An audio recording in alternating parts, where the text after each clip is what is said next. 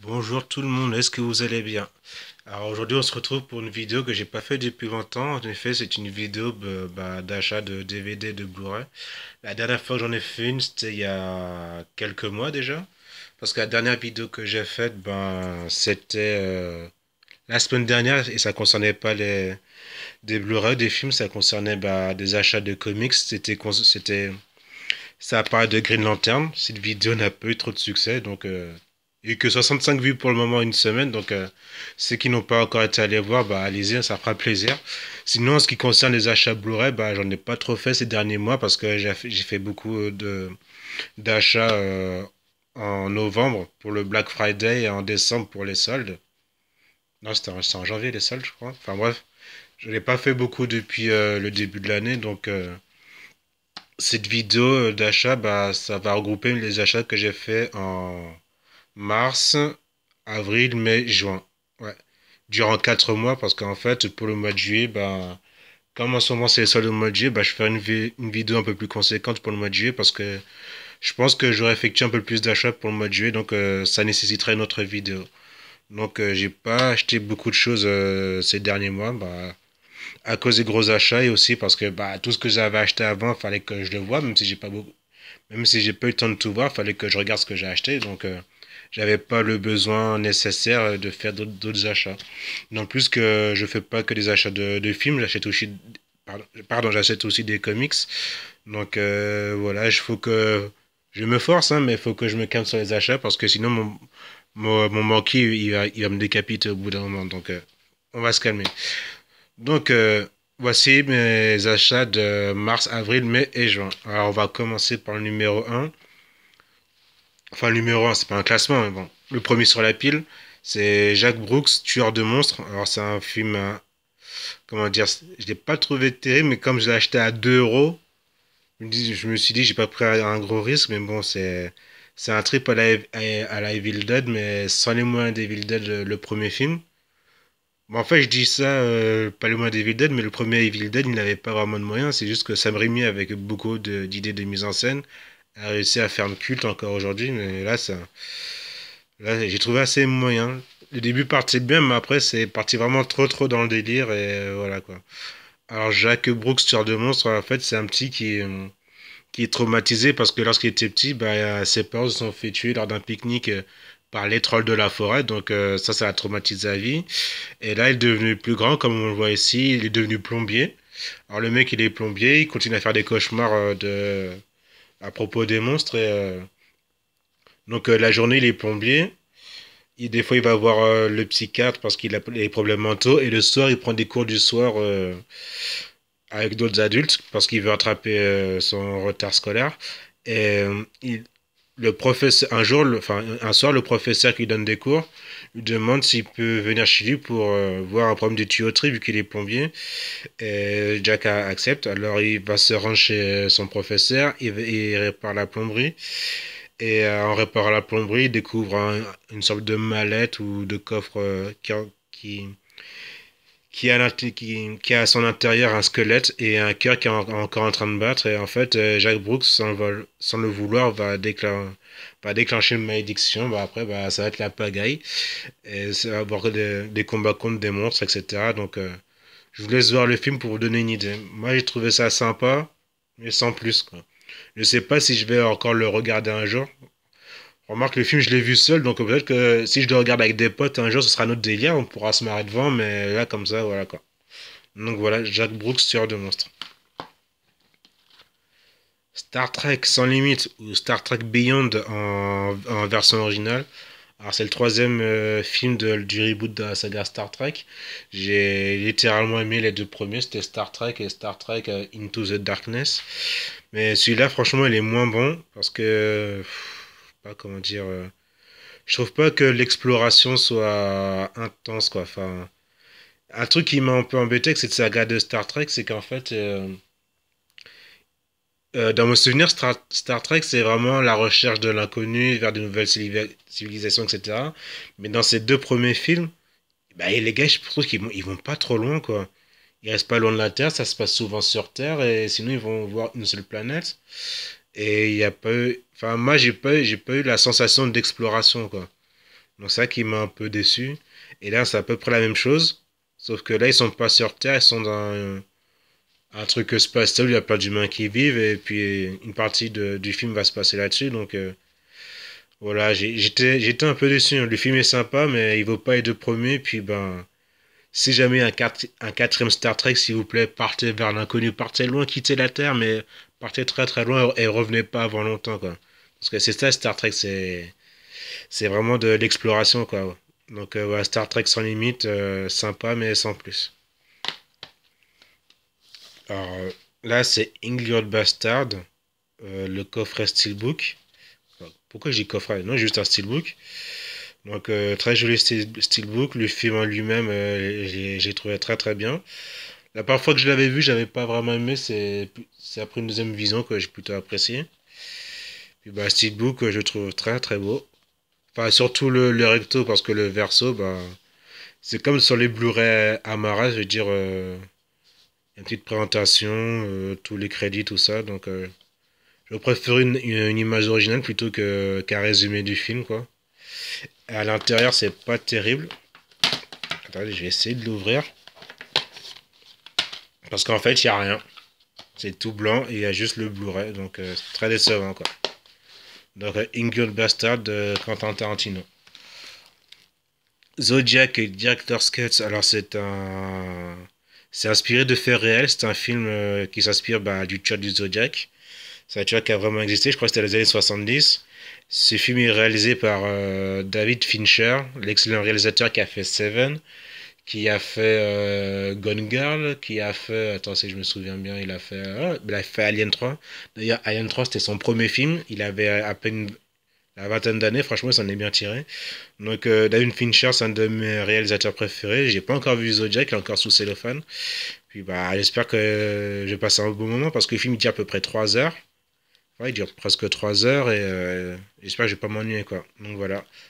Zodiac à voir très bientôt. Director's Cut, donc c'est pas la version qui est sortie au cinéma. C'est la version Director's Cut, c'est la version que voulait le réalisateur. Voilà. Prisoners de Denis Villeneuve. Alors, que dire de ce film? Hugh Jackman, Jack Gyllenhaal, deux de mes acteurs préférés. Puis là, c'est un super film, un super thriller à propos d'un enlèvement d'enfant. Le parent victime, c'est Hugh Jackman et Jack Gyllenhaal il va interpréter le flic qui enquête sur cet enlèvement. Et franchement, ce film est juste excellent. C'est très sombre, c'est très dark. Des fois, ça rappelle Seven. Et franchement, je peux que vous le conseiller. Ce film, je l'ai vu au cinéma, je l'ai revu il y a quelques mois. Franchement, Denis Villeneuve a fait un super boulot. Ce mec devient un réalisateur incontournable. Il a fait Sicario, il a fait Incendie, il a fait l'excellent Premier Contact de l'année dernière. C'était un des meilleurs films de 2016, Premier Contact. Et cette année, dans quelques mois, il y a Blade Runner 2049 qui sort. Et ça, je l'attends de pied ferme. Mais franchement, Denis Villeneuve, franchement, un réalisateur de talent, franchement, il est excellent. Je vous conseille sa filmographie. Voilà. Prisoners, si vous ne le connaissez pas, allez-y, foncez dessus, c'est excellent. Alexandre Revisited, édition ultime. Alors, c'est un film d'Oliver Stone que j'ai toujours voulu voir, c'est sur Alexandre le Grand. Je crois que le film n'a pas eu un grand succès au cinéma, mais malgré qu'il a une bonne critique, beaucoup de personnes disent que c'est un bon film, je ne l'ai pas encore vu. Je peux encore rien vous dire. Puis là aussi, c'est une autre édition, c'est l'édition ultime, ce n'est pas la version cinéma. C'est la version qu'a voulu Oliver Stone, je crois qu'elle est plus longue. Donc voilà, je me ferai ça très prochainement. Ah, il y a un beau casting à Colin Farrell, Angelina Jolie, Val Kilmer, pardon, Jared Leto, Rosario Dawson et Anthony Hopkins. Donc bah, je crois que je vais regarder ça ce soir s'il n'y a rien. Donc voilà. Alexandre Revisited. Barb Wire. Bah, c'est l'adaptation d'un comics de l'édition de la maison d'édition de Dark Horse Comics. C'est dans les années 90. Donc, Barb Wire, c'est pas que la plastique de Pamela Anderson, comme on pourrait l'imaginer. C'est assez sympa. Franchement, ce film a été très bâché, mais c'est vraiment la mode de ce qui se faisait dans les années 90. Et franchement, j'aime bien. Pour moi, c'est pas une dope, il est juste bon. Ni plus ni moins, franchement, je vous le conseille. Puis si vous pouvez lire le comics, bah, n'hésitez pas. Voilà, Barb Wire. The Town, alors ça c'est du lourd, c'est vraiment excellent. C'est un film de braquage réalisé et interprété par Ben Affleck. Je crois que c'est son meilleur film. Il n'a pas fait beaucoup de films, même si Argo a été primé aux Oscars et aux Césars. Je crois que je préfère The Town parce que franchement, le suspense est excellent. Les acteurs sont excellents. Il y en a beaucoup qui disent que Ben Affleck n'est pas un bon acteur, mais dans ce film, je le trouve très bon. Même si c'est pas le meilleur acteur du monde, je le trouve très bon. Puis en tant que réalisateur, bah, pour moi, juste avec ce film, il a fait ses preuves. Franchement, il est excellent. Puis il y a beaucoup d'acteurs que j'aime bien. Ben Affleck, Rebecca Hall, John Hamm, Jeremy Renner, Black Lively. Donc, The Town, franchement, il est superbe. Allez-y, foncez dessus, c'est excellent. La route de John Hillcoat. John Hillcoat, son nom me dit quelque chose, je sais plus qu'est-ce qu'il a fait. Je crois que j'ai vu un film de lui il y a pas longtemps, mais je sais plus qu'est-ce qu'il a fait. Je sais plus, donc c'est pas grave. Donc La route, c'est un film post-apocalyptique. Donc post-apocalyptique, c'est une ambiance de fin du monde. Hein. C'est genre ambiance Mad Max, ambiance Canis survivant, ambiance voilà quoi, ambiance Walking Dead, on va dire, sans les zombies. Donc La route, c'est un père qui tente de survivre avec son fils, bah voilà. Puis ils voient la vie, c'est dur, etc. C'est un long parcours, je sais pas comment vous expliquer ceci, mais franchement, il est très bon. Puis dedans, il y a un de mes acteurs préférés, c'est Viggo Mortensen, et franchement, il est excellent. Il y a aussi Charlize Theron dedans, qui a un petit rôle. Elle joue le rôle de la femme de Viggo Mortensen, mais seulement dans des flashbacks. Donc c'était avant l'apocalypse. Donc La route de John Hillcoat, pardon, c'est dur à prononcer, bah, très bon film, je vous le conseille aussi. Triple 9 ou Triple 9, comme disent les caries, bah, c'est aussi un film de braquage. Très bon film aussi. Il n'est pas à la hauteur de The Town, hein, c'est pas. On n'approche pas l'excellence, mais c'est vraiment aussi très bon. C'est la bande-annonce qui m'a donné envie de voir ce film. J'ai loupé ce film au cinéma, bah, je me suis rattrapé en Blu-ray. Puis j'ai passé un beau moment. Il n'est pas exceptionnel, mais franchement, il y reste très très bon. Il y a un très beau casting en plus. Alors il y a Casey Affleck, Chiwetel Ejiofor, Anthony Mackie, Aaron Paul, Norman Reedus, alias Daryl de Walking Dead. Il y a Woody Harrelson et Kate Winslet.